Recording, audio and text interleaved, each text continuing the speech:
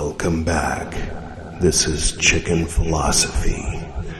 Today, I'm going to be doing it a little differently, as you might have noticed, to kind of get a little deeper into the unconscious. So, this is part 16. If you would like to start at the beginning of the playlist, you can click right there. So without further ado, let's get to today's reading. In scrutinies, he realized that, you know what, this isn't working at all. It's weird, it's uncomfortable, I don't like it. So, let's do this a little bit more normal. Nice and normal, if you know what I mean.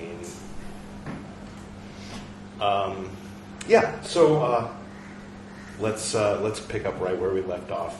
Let me get the light.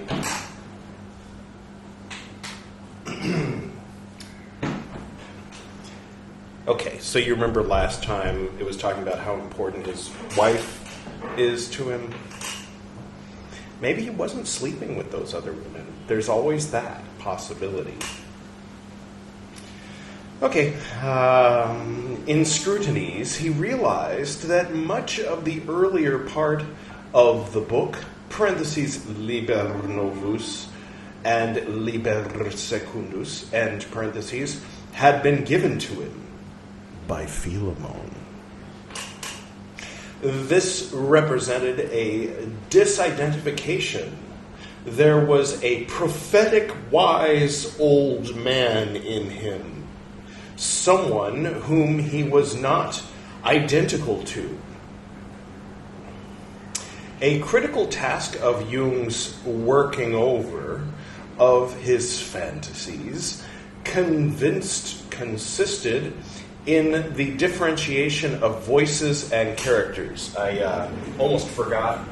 Today we're going to do a little bit of, not so loud, a little bit of the Tchaikovsky in the original Russian. That's how you say it. All right. So anyway, working over his fantasies consisted in the differentiation of voices and characters. Is it too quiet? I think it's too quiet now. Let's make it a little louder. Yeah, turn it down if it gets too loud. I think it goes up and down, right? The following are examples. In the Black Books, it is Jung's I who speaks the sermones to the dead. In scrutinies, it is not Jung, but Philemon.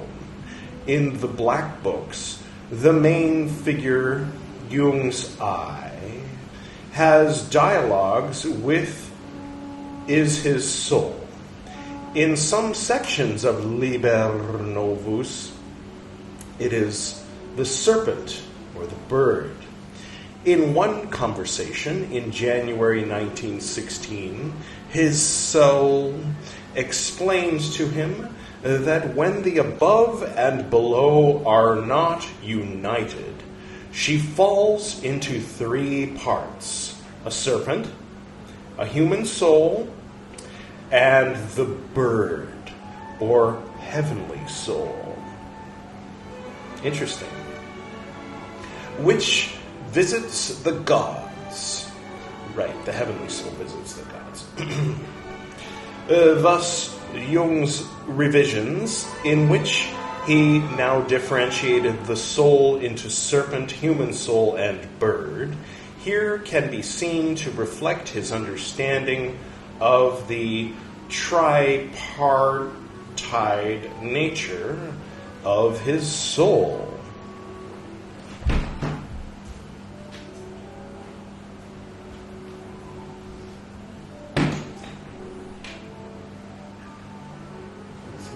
Is it focusing? Focus. Foci. That's Gerudo. All right. I've got the Queen of Serpents, the Queen of Naga over there. Should I bring her over? Yeah. Why not?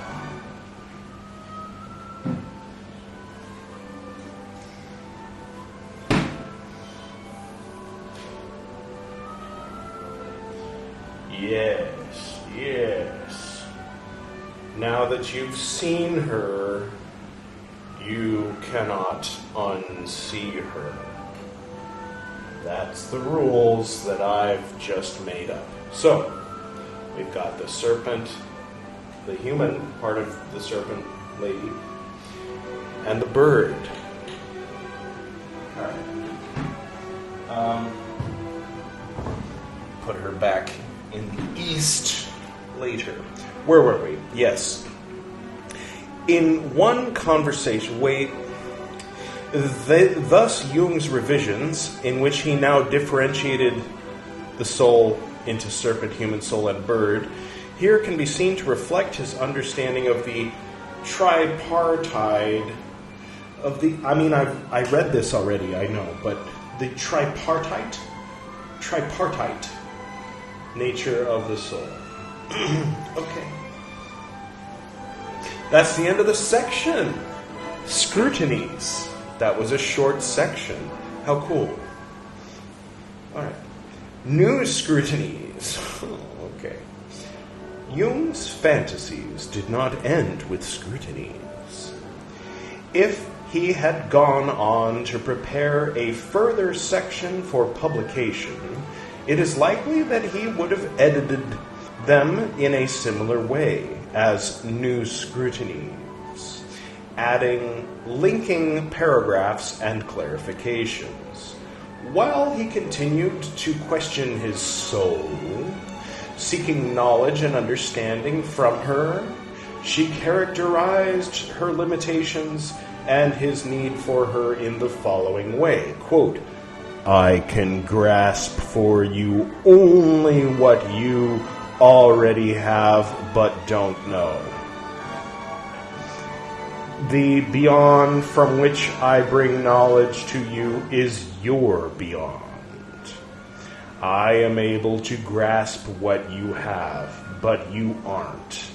That's why you need me." End quote. Just to, for a moment, channel my inner,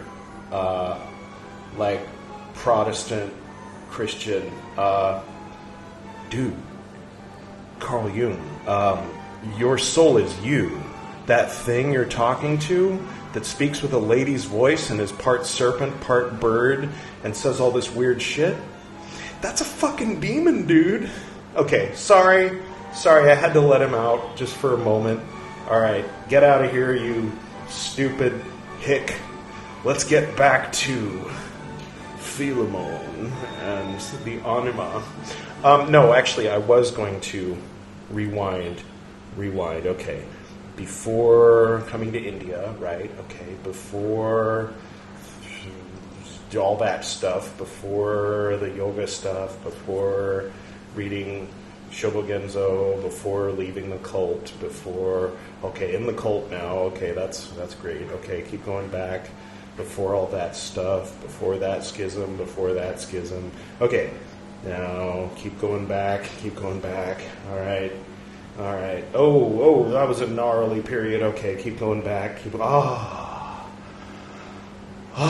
Before I was in the second order, when I was back in Portal. Okay, back in the outer order. Back when my mom died. Oh, so much better memories than after joining the second order. Okay, now back before Dad died. Both parents. That's weird. All right. Okay, keep going back. Keep going further. Oh my God, they're married. What? That's weird. Back and I'm born. Okay. Womb. Good. Wait, I think I went too far. I'm in the Bardo now. All right. Now, a very old man in a hospital in the early 70s. Why isn't anybody back? Went a little too far. Okay, a little bit forward. Wow! Okay, all right.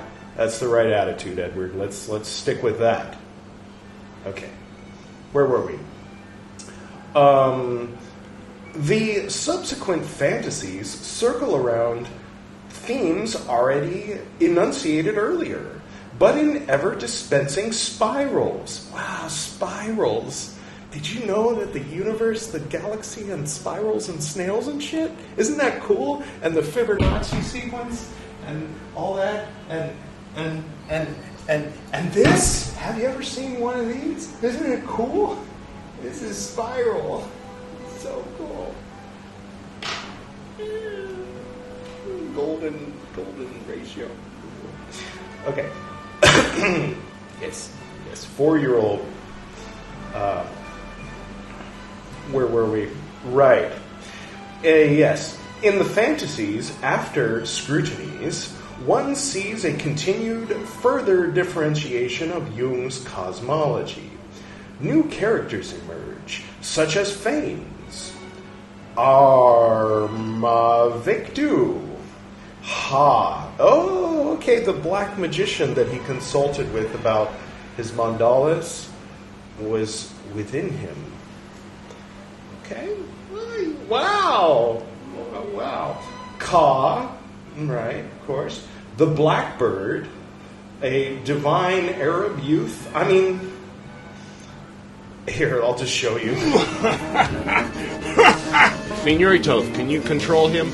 Yes, no problem. No, really, it doesn't matter who's talking. No, I'm inclined to agree. I think my balls should do the talking. Is that Schlenschnurheimer? Yeah, so I'm not one to judge about having multiple folks living in one's noodle. By noodle, I mean mind. The brain is just a switchboard after all. Okay, where were we? Such as Elijah. I skipped. The spirit of gravity, the Wotan characters who had appeared after return, such as Elijah, Salome, and Philemon. However, in concert with the development of Jung's eye, they too have developed. The entries depict the metamorphoses of the characters and Jung's deepening understanding of their interrelation in a complex shifting, parentheses, and not entirely consistent, end parentheses, genealogy. For example, the figure of Armavictus went through a number of incarnations as an old man, a bear, an otter. Is that what otters say? What? I lost my... Okay. A newt. She turned me into a newt. I got better. A serpent. Then simultaneously a man and an earth serpent. He was Izdubar and became Philemon. Wow. Sorry. The black magician, Ha, was the father of Philemon. Ka was the father of Salome, and also the brother of the Buddha. Wow.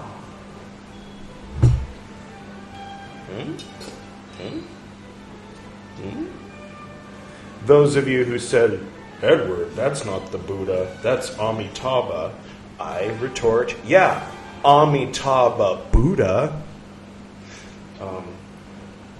He's not Gautama Buddha. Granted. Not Shakyamuni Buddha. Formerly known as Siddhartha Gautama. You know who else is Amitabha?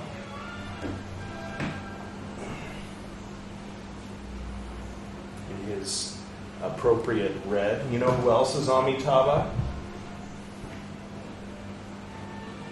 Straight from China. Meant to look like jade, but is obviously plastic. You know who else is Amitabha? Why, Edward? Why do you have so many Amitabhas just next to you? Because this is the West.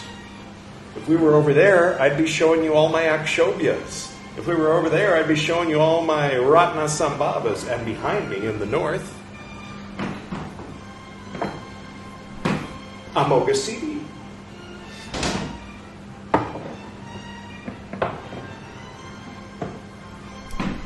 Amoghasiddhi. I only have 2 Amoghasiddhis. I'm a little deficient in my Amoghasiddhi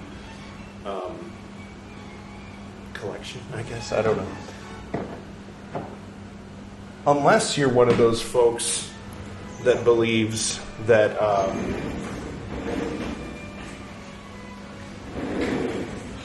that this is Amoghasiddhi. Actually, that's a little bit of a convoluted thing.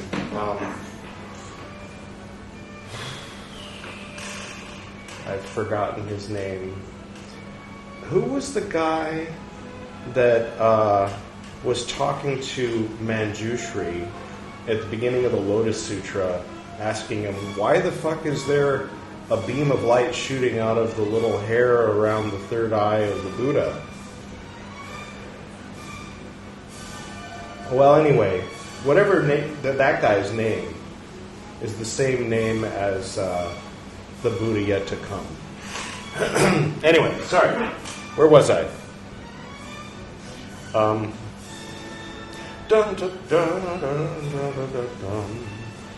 Dun, dun, dun. There's a downside to being 4 years old. Yes. Philemon further identified himself with Elijah and Kidr, and claimed that he would become Thanes. Sounds reasonable to me. In the form of Jung's emerging psychological concepts, all of these figures would be viewed as aspects of the self. As such, these sections can be seen as forming the experimental core of Jung's understanding of the structure of the self that he explored decades later in chapter 14 of Aeon. Okay, it's time for the magnifying glass. All right. The eyes are still 44, though the brain may be of Aeon, A-I-O-N, colon, followed by a colon, contributions to the symbolism of the self, 1951. What about the symbolism of the colon? A major theme that Jung was preoccupied with here was finding the right relation to the higher powers, the gods with a capital G, and understanding the role of mankind in relation to them. He came to see that it was critical that one did not give oneself over to the gods with a capital G. I'm beginning to suspect that Sonu is not aware of the subtle difference between spelling God with a capital G and with a lowercase g. Because if it has an S at the end, the G should be lowercase. Unless you're making a point about, like, different God names or, like, talking about the Trinity or something. I mean, okay, stylistic choices. Or maybe this is something he's imitating Jung with. I wonder if it's just an English thing. Maybe in Switzerland they have a whole different way of doing that. But anyway, all right. Yes, give himself over to the gods, but maintained one's human perspective. On March 1, 1918, his soul informed him that what was necessary was maintaining simultaneously a respect and disdain for the gods. And that this began with respect and disdain for oneself.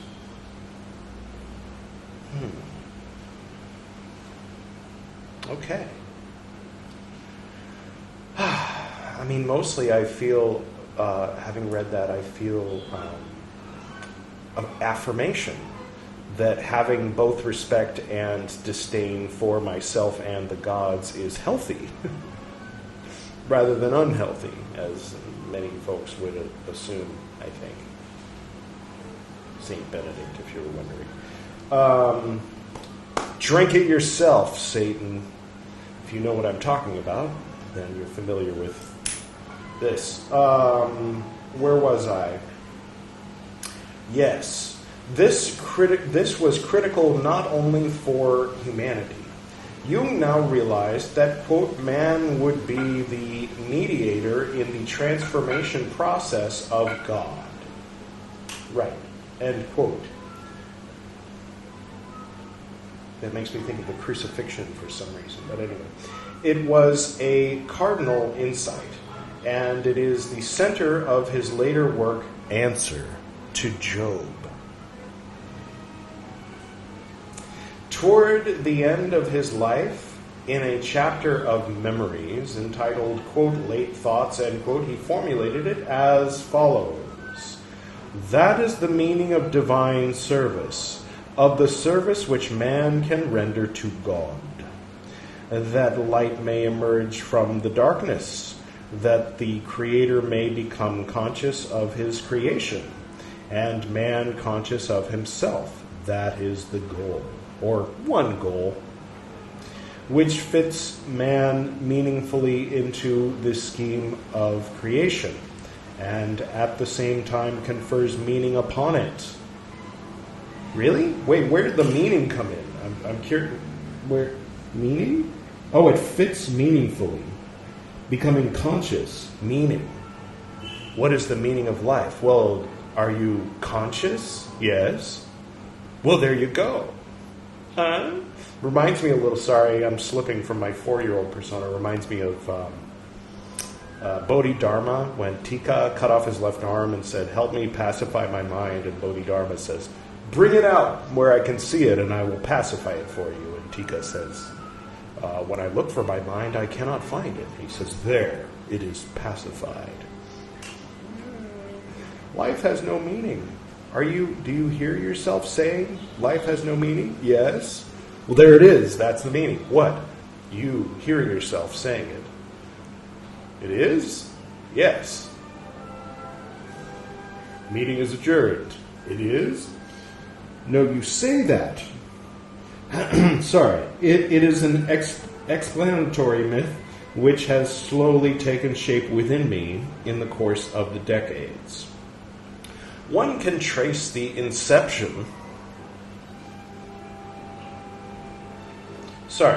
One can trace the inception and development of this explanatory myth in the Black Books.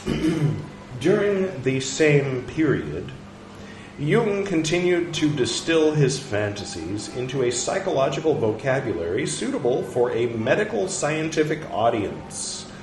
Thus, we see two parallel movements, a continued elaboration and differentiation of his cosmology, accompanied by a process of condensation of his psychology.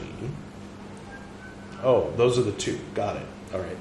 In his paper, quote, on the psychological aspects of the figure of the core, like Persephone, maybe, end quote, 1941, the observation of products of the unconscious revealed certain regularities, types of situations, and types of figures that frequently recurred. Chief among these were the shadow, the wise old man, the child, the mother, the maiden, and the anima and animu. For those who are unfamiliar, Jung, I think, later determines that since he has an anima, ladies must have an animu, or an animus. What if you're a lesbian, though? All right, anyway, sorry.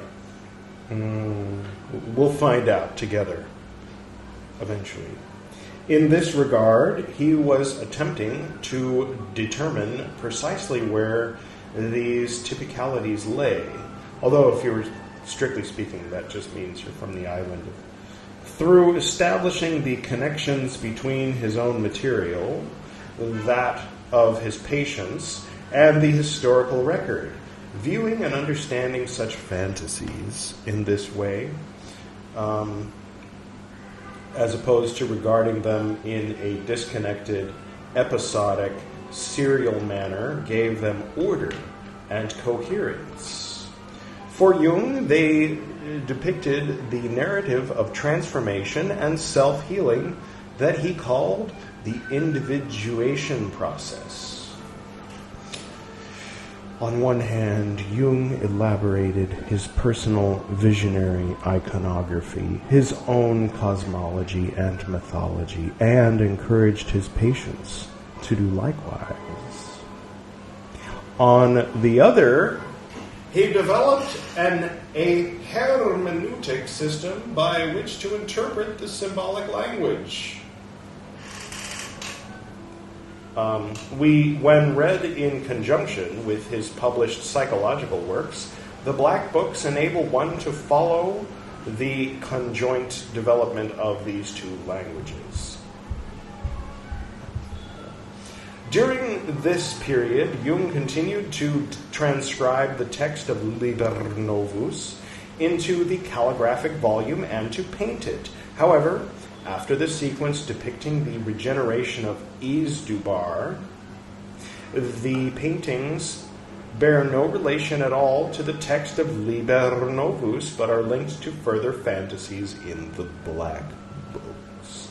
After the 1917 mandala sequence, we have around 21 major images in the calligraphic volume.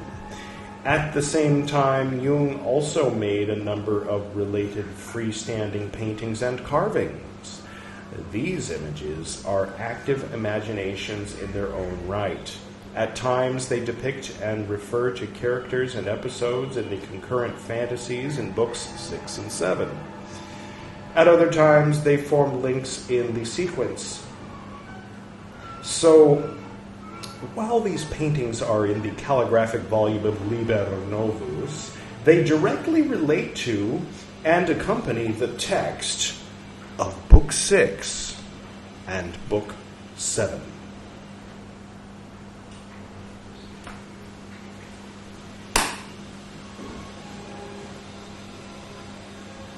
All right. I'm going to leave off there because that's the end of the section. And because here on my phone, a little bit of behind-the-scenes stuff, here on my phone it says that this video recording is at 30 minutes and 22 seconds, 23, 24, 25. However, I hit the record button some amount of time before I actually started doing the bunny thing, the bunny thing. So I don't know exactly how long this is going to be, and I think I put in one little clip from the silent client. I am the silent client. That was how that whole thing with the me and the different names and all that started. Was the silent client. Anyway, it's from Gwydion's Astral Podcast, which is a close cousin of Gwydion's Astral Coffee House. And you can find it there.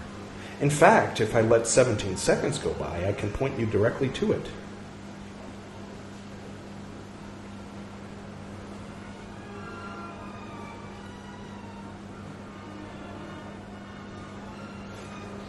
There it is. Silent client. Unfortunately, for that link to have appeared just then, I will have to let another 17 seconds go by before the end of the video.